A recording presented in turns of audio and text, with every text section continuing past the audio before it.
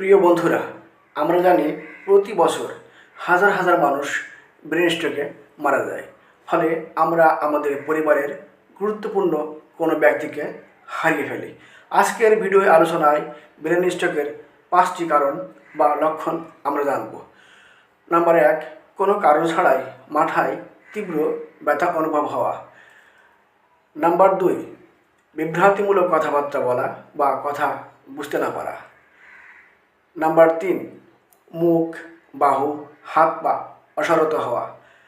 Number 4, প্রচণ্ড ঘাম ঝরা। এবং নাম্বার 5, চোখের দৃষ্টি ঝাপসা হয়ে আসা।